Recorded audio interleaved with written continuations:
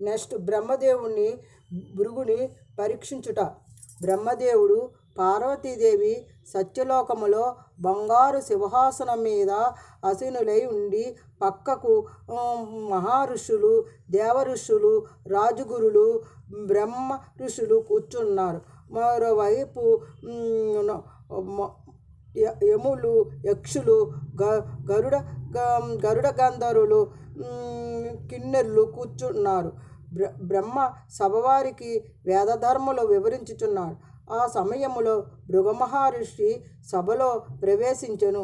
ఆ ప్రదేశమంతా ఒక క్షణము పరీక్షించి చూచి బ్రహ్మకు నమస్కరించకుండా గర్వముతో గద్దెపై కూర్చున్నాడు. సభవారు అందరూ భృగుకు రాకగా సంతోషించారు. కానీ బ్రహ్మ వలన నిర్లక్ష్యముగా ప్రవర్తించినందుకు అతని ప్రవర్తన గర్వముతో కూడినది. అందరూ ఆశ్చర్యముగా పడిరి. భృగుడు తిరస్కార భావముతో బ్రహ్మదేవుని అవమానంగా తోచినది. సభ మర్యాదలు తెలిసి కూడా పాటించుకున్నందుకు, పెద్దవాడైండి తనకు నమస్కరించినందుకు బ్రహ్మదేవుడు భృగునిపై పట్టరాని కోపము వచ్చినది. కన్నులు ఎరజేసి కనుల బొమ్మలు చిట్లించి కఠినమైన కంఠస్వరముతో ఇలా అన్నాడు.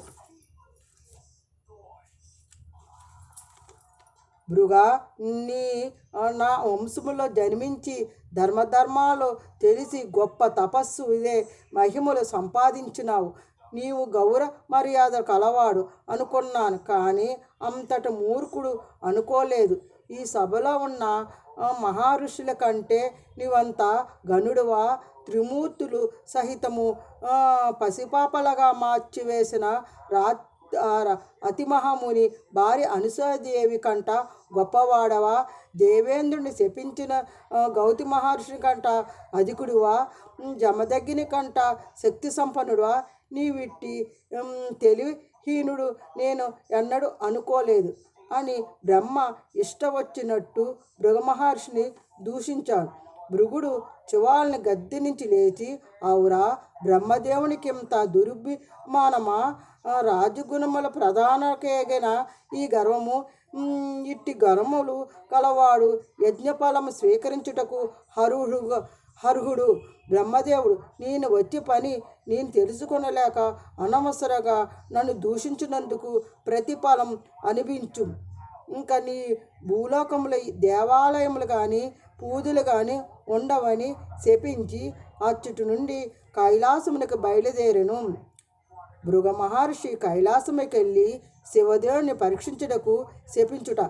వెండికొండలో భృగుడు ప్రవేశించి కైలాసము ఎక్కడ చూసిన శివనామస్మరణతో శివభక్తితో పారవశమై ఉండెను.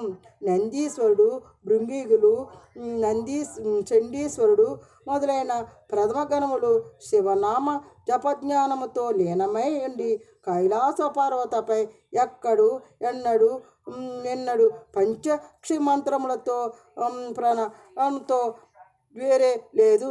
భృగుడు శివుని ఏకాంత మందిరమునకు ప్రవేశించుండగా ద్వారపాలకులు అడ్డు తగిలి ఇట్లు వినిపించిరి.